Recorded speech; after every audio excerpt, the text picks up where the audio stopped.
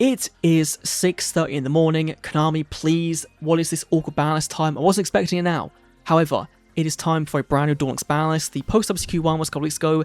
Now we've got the pre-Worlds one going into effect on the 27th of July, which is one day before the release of the brand new main box. Talk about that one at the end as well. That was just announced and teased and previewed.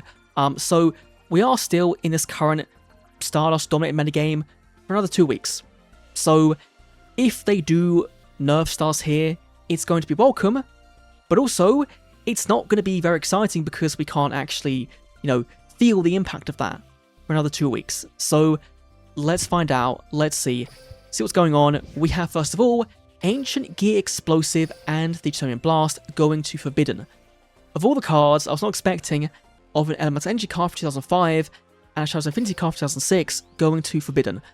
Now, this was because of an FTK with the Enlightenment Paladin, right? Yuga's card, the synchro you played in the anime. This was being played with that somehow and FTKing. So great, we are getting another FTK here. Fantastic. This one also, again, is like pseudo FTK, right? Because they can set up for turn 1 and then start turn 2, flip this, they draw a card, burn you in theory, and win the game on the spot. Are they going to?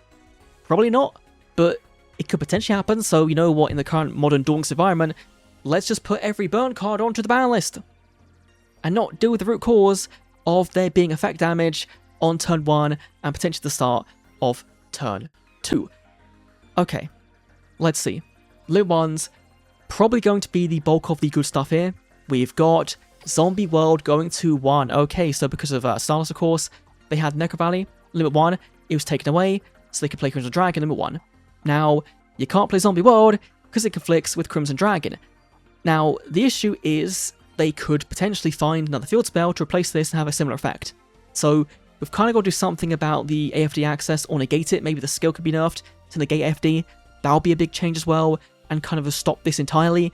So we'll have to see how things kind of go. But also getting Oracle of Zephyr hit to limit 1. Now, this I believe was being played in like one single list in the top 100 of the WCQ. It was a top 10 regional qualifying deck for one of the groups, and it was a Stardust build, I believe.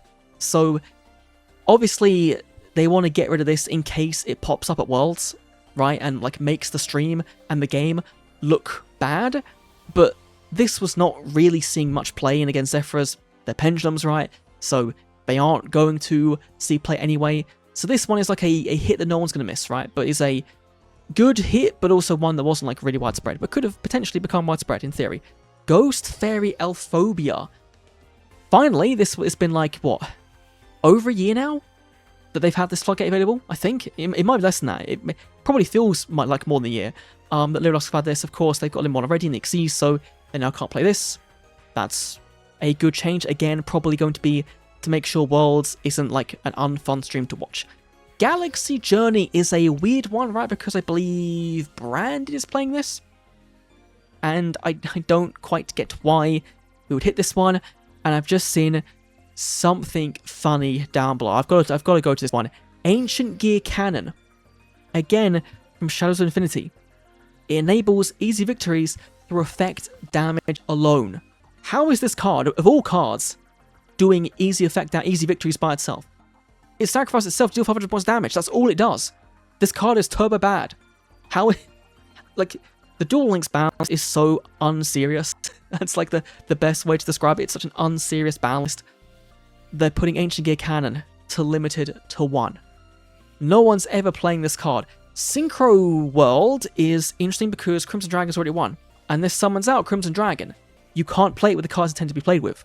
That feels a little bit weird, So I guess like we'll see more field spells on this. We're just going to see like every field spell under the sun. So you can't AFD into anything in the game. Like put fucking Mausoleum of White on it or something. Like, or I don't know. Or Yumi or Yami, whatever. Right? Just put everything on it. Why not? Limited to 2. Okay. Limit 1's done. That's fine. Limit 2. Hey Trunade. So this went to 1 recently, right? And did nothing because all of the good stuff's limit 1 anyway. So you couldn't really play it in a bunch of decks. Now limit 2, the pool's lower. This does make sense to kind of test here and see, is it going to be a bit of an annoyance? Which it could be, right? They could play this, play Dark Ruler no more, and then just blow out your opponent. right? That could be a thing that happens. We'll have to wait and see. But this, again, has potential to be kind of annoying, but maybe in 2026, it'll be perfectly fine.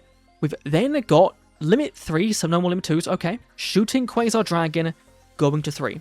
So, at the moment, you play Tuning at 3, right? And also, there is the Book of Eclipse at 3, so you're playing 3 Tuning. So now you're playing 1 and 2. So consistency here, again.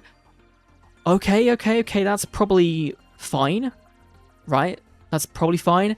Stardust Synchron is a bigger hit, because that's played at 2 to 3. So now, you probably move over to Synchro Overtake, right? That's probably where you go with this. But I guess like the skill can search out anyway, so maybe you'll be fine without... that's a hit. That's definitely a hit. Enemy Control as well, going to 3. This one's odd because like Limit 2 could in theory be better than Limit 3, but I guess if they are thinking that the decks they want to have Econ be played in can't play it, then this does make sense as a buff to those decks, right? We'll have to wait and see what happens with this one. Again, like the Trunade, could be good, could be bad. We'll have to wait and see. Satellite Warrior as well is going to 3. Okay, so you could go 1-1-1 or 1-2. You cut this entirely, find something else. But like, this was pretty bonkers, right? Because you summon this card out, you've put your Synchros to the grave with a skill, and then you pop their entire field, right? So this, we'll have to see. Like, this feels like it's really, really important for the deck. So we'll have to see how they kind of navigate that overall. But okay, sure. That's all Limit 3s. That's some pretty big hits of starts, right? So you got like 1, 2, 3, 4, 5, 6 cards hit for Stardust. Does make sense again going into Worlds. They want the format to look enjoyable and to be fun to play. And of course, again, going to a brand new main box, they also want to sell you on that. If you can only really buy Stardust, Stardust is the best deck, then you are not going to be spending on a brand new main box that they want to push before Worlds. So it all does make sense, right? All makes sense. We've then got Cyber Dragon Affinity and Flygate Trap Hole going to Unlimited. Okay, so this one's perfectly fine, right? Straight up. It's been too long at Limit 3, now Unlimited. I believe it was put there because of Pendulum, right? You know, you can Pendulum summon 3, they book your opponent's all your monsters, and then your field is kind of dead, right? So this is fine right now. Infinity is cool because in China, it's been limited for ages. It's been a box UR card as well, and available in multiple copies. And so, could we be seeing this card reprint as a selection box card? Maybe. Could we be seeing more Cyber Dragon support in the next main box? Also could be maybe. China just got the Cyber Youngada, right, in their selection box. So, in theory, we could see that come to Duel Links anytime soon. And that'd be pretty cool. Or it could be hinting towards, you know, September, the big update. In theory, could be GX World, right? Like DM World last year, could be the GX World. And could be kind of preemptively going towards that, right? You know, going, okay, we'll put Infinity Unlimited now, and then by the time we get to September, we can now put in a selection box, we can now give more support for Cyber Dragon, and, you know, have that be a big, big deal in September with All-Stars, etc., etc. That's just some speculation. Then we've got That's All. Okay, that's all for Speed Duel. Overall card-wise, I think it's a very, very solid BANLIST. Again, it's hitting a bunch of, like, the annoyances currently on ladder, which is a good thing. Is it doing it in the correct way? We'll have to wait and see. We've then got no changes to Rush Duel, which we kind of assumed because the Osaka events are going right now, and so even though we have Worms being looked at, projected as a bit of a tier 0 format, it's too soon, right? The box released like a week ago, so that is way, way too soon to be hitting anything on the BANLIST. But we have got skills, so let's quickly dive in and see if there's anything good changed. We have Adina's, Rabbit Call, and the Stardust skill as well. Okay, please have negated the FD, right? But then that would, like, make the Zombie World stuff relevant, right? So we'll have to have a look, right? So Adina's Protection is going to stop the burn damage during this duel. This only took them 9 months to hit. And the reason, obviously, is because of Worlds happening, right? They obviously don't want this to be at Worlds, don't have to case to be at Worlds, and so this does make sense to happen now, but still could have happened in the past 9 months and been appreciated by the majority of the player base. We then have the same But Rescue Rabbit, cool. Again, it's been like 9 months since the eFootball campaign. Why not do it before now? I don't get it. I don't get it. The big one, though, is going to be Bonds. Now, Bonds has been changed to no longer search out any tuner and shooting staff master your deck. You could only guarantee Shining Star Dragon. Now, that means you can't get Veilers, you can't get Bell, you can't get the Star Synchron. You can only get the Shining Star Dragon, and you're not getting the free trap card. That's a really, really big change. And the third part of the skill has been changed to now play 2 non-tuners at random and 1 tuner. So I would imagine the 1 tune has to be Leo's one, the Power Tool Dragon retrain, right? The real version of that one, live stream. It has to be that one because it's the only tuner in the Synchro Signer Dragon pile, right?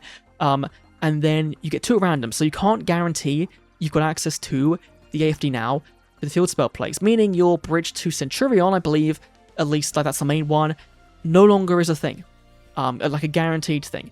And also, you no longer play the cards to the graveyard, right? You no longer play the other ones to the graveyard.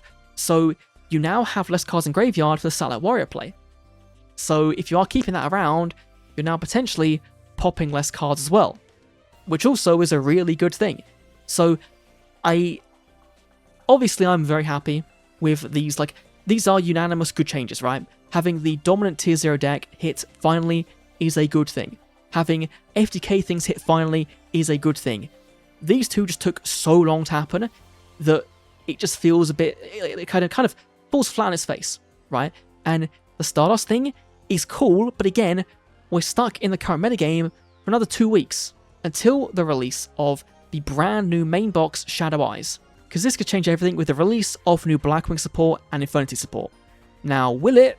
We'll have to wait and see, right? But there's also, like, again, as I said at the start, the risk that we go from, like, Therion being super dominant to then going to Stardust being super dominant to then this being super dominant, right? And, like, having really bad metagames in a row, and that kind of is the pattern that we are now finding ourselves in, because we have to always one-up ourselves with skill design to sell boxes, and it's a self-inflicted issue kind of put themselves in. So that might just be where we're at with Duel Links, right? Now, we should be getting some skills with them, right? And these are the Duel Links China skills, so we won't be getting these exactly, but they could be used as a baseline and then changed in theory. So one for Kalin and one for Crow, alongside whatever else comes in this box, right? I believe, like, if we're looking at branded lore, then I think Bestial should be next up, right? But we are also seeing some Bestials released in Duel Links China. They've got Litispata and Jerusalem, I believe, in a selection box, so they could also do something similar there. We'll have to wait and see. But also we're getting a campaign. The Let's Get Satisfied campaign, giving us some Dream Tickets for Speedrun Rush Duel, and also some really cool processing items which look like they're going to be the Sun Dragon icons as stamps, which are probably like some of the better ones they've done alongside the Jump Festa one. Those are probably the best ones they've done so far. So, you know, cool stuff happening late this month, but it is a 2-week wait for this balance kind of go into effect, and then it is the unknown of whether this box will repeat the same mistakes the Stardust one did, right? Whether with Black Wings or with something completely different. And if you're looking at tournaments, then tournaments can't really play with the brand new skill, right? Because it does different things to searching, right? Like, yes, you could say, okay, you could only search Shining Star Dragon, but then you've given them a free copy of Shooting Star. They could set it face down as backward bait if they forget about it. They could also use it as discard fodder, send it back in the deck, your opponent would have known, right? And then with the randomization, you can't really do that. You can't send to the graveyard these cards as well. So, like, this skill gets turned off for tournaments. You now have a fake format again in tournaments until the 27th, and in ranked, you still have the tier 0 starts metagame, people playing it to get their value out of it, and in theory, you'll see it worse because of that, right? You'll see it more often, and ranked will feel really, really bad again for the next 2 weeks. So we'll have to wait and see how things kind of transpire. Overall, I think positive changes to the ban list. I can already see some people being mad about it, right? The way they've gone about hitting Stardust probably is going to make some people upset. And knowing our luck, this won't be enough in some way, right? There'll be something they can still do, and some new lines that release. Like, obviously, we still want Stardust to be good, just not tier 0 good, right? They can be tier 2, tier 3, it could be tier 1 if they want to be, but not tier 0, not the dominant deck, the own deck worth playing. It can't be that. And thankfully, with this, they've kind of forced that to be the case. So in that sense, good job done. Again, all dependent on what happens with a brand new box, with a selection box potentially, with who knows what else, on July 28th.